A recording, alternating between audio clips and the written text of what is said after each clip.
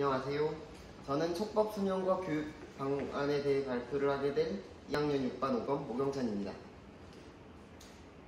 일단 저는 촉법소년이 무엇인지 여러분께 말씀을 드릴 거고, 실제 사례가 무엇인지, 사건이 무엇인지 말씀을 드리고, 원인을 분석하는 이론 3가지와 교육 방안 2가지에 대해 발표를 하도록 하겠습니다. 일단 촉법소년이라는 말은 촉자가 건드릴 촉, 법이 법법자로 법을 건드린 소년이라는 뜻입니다.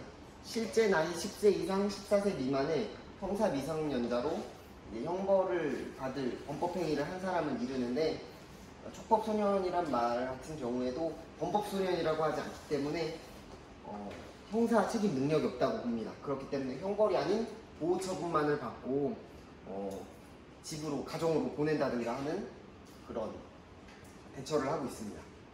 좀 흉악범 같은 경우에는 좀 부족하다고 느낄 수가 있습니다. 그리고 근황하고 추이를 잠깐 보면 범죄 자체는 좀 줄어드는 추세처럼 보이지만 사실 강력범죄율은 점점 증가하고 있고 성범죄도 증가하고 있어서 상당히 좀 위험한 추세입니다. 그리고 실제 사건 사고에 대해 말씀을 드리는데, 첫 번째가 초등생이 친구를 흉기로 살해한 사건입니다. 이 사건 같은 경우에는 작년 12월 27일에 발생한 사건인데, 경기도 구리시에 사는 한 초등학생, 12살짜리 초등학생이 자기 친구가 자기 가정사항에 대해서 함부로 말을 하겠다는 이유로 흉기로 살해를 해서 그 학생이 사망을 하게 됩니다. 이거를 이웃이 발견을 해서 신고를 했는데 그렇게 큰 처벌을 받지는 않은 것으로 알려져 있습니다. 어쨌든 살해라는 것이기 때문에 정말 큰 범죄죠. 그리고 이 사건 같은 경우에는 되게 안타까운 사건인데, 3월 29일, 금년 3월 29일에 서울의 양천구에 사는 13살짜리 소년이 자기 친구들 6명을 태우고 대전광역시로 고속도로를 타고 가요.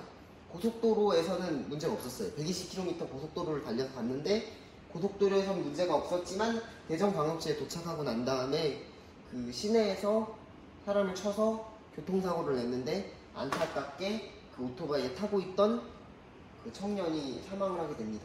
이 청년이 가정사항이 어려워서 돈을 벌기 위해서 이렇게 아르바이트를 하는 중이었는데 이렇게 사고가 나서 안타까움을 더했습니다. 그리고 2003년, 상당히 오래전 사건이죠. 광주광역시에 사는 11살짜리 초등학생 2명이 빈집과 노래방 절도를 해서 나중에 알아봤더니 자기 촉법소년이니까 어차피 처벌받지 않을 것을 알고 일부러 이걸 이용해서 범죄를 저질렀다고 합니다. 이런 악용 사례도 상당히 많이 있습니다. 그리고 이것에 대한 문제 원인을 말씀을 드릴 건데, 첫 번째로 허씨의 사회유대 이론이라는 이론을 보면 애착, 관여, 참여, 신념이 낮아질수록 이 범죄를 저지를 확률이 좀 높아진다.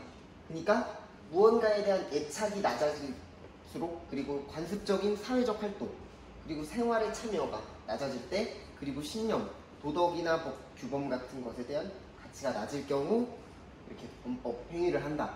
이런 식으로 허씨라는 분이 이렇게 설명을 하셨습니다. 그리고 에이커스라는 사회학습 이론을 발표하신 박사님께서 계신데, 이분 같은 경우 차별적 접촉, 그러니까 나쁜 친구를 사귀었을 때, 그리고 우호적인 성향, 범죄 우호적인 성향을 갖고 있거나 아니면은 합리화를 잘할 경우, 그리고 다음은 비행을 했을 때, 범죄를 저질렀을 때 긍정적인 보상, 내가 1억을 훔쳤는데 벌금이 1000만 원이다. 그러면 이럴 경우에는 처벌보다 긍정적 보상이 크기 때문에 범죄를 저지를 우려가 크겠죠. 그리고 타인의 비행을 모사할 경우, 이런 거 같은 경우는 범죄 같은 데서도 누군가가 저지른 범죄에 대해서 자기가 그거를 모방해서 하는 모방 범죄가 있는 것처럼 비행에도 그런 것이 있다 라고 말씀을 하셨습니다. 에그뉴라는 일반 긴장 이론을 발표하신 분이 있는데, 이분 같은 경우에는 자기가 원했던 목표와 그리고 자기가 실제로 했던 결과가 너무 그 간극이 클 경우, 그리고 결과가 불공정할 경우, 그리고 일상적인 부분에서 긍정적인 요소가 없어졌을 때, 그러니까 긍정적 자극의 소멸 또는 학대, 괴롭힘, 그리고 범죄의 피해, 그리고 폭언, 체벌 뭐 이런 부정적 자극이 발생했을 경우에 비행이 나타날 수 있다고 말씀을 하셨습니다. 그 교육 방안에 대해서는 먼저 촉법소년의 책임 무능력 판단 기준을 변경한다라고 했는데 이게 기존에 있던 촉법소년의 기준입니다.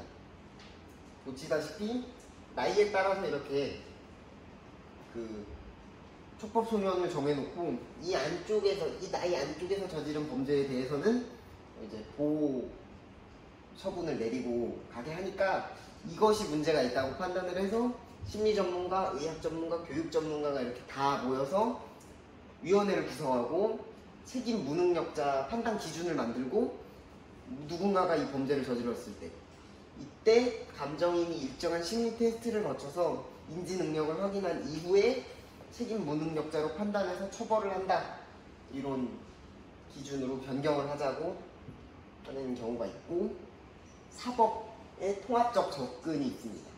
직접 피해자를 만나서 내가 이런 게 힘들었고 어떤 게 잘못됐고 이런 거를 해주고 직접 듣고 사과도 하고 하면서 실질적인 반성의 기회를 제공하는 것을 보호처분에 포함하자. 그리고 자원봉사자와 1대1 결연관계를 맺어서 상담도 해주고 그리고 정부에서 물질적 지원도 해줘서 생계형 범죄를 예방하자. 왜냐하면 생계형 범죄 같은 경우에도 생계형 범죄로 시작했는데 나중에는 흉악한 범죄로 발전하고 좀 그 범죄의 수위가 높아지는 경우가 많습니다.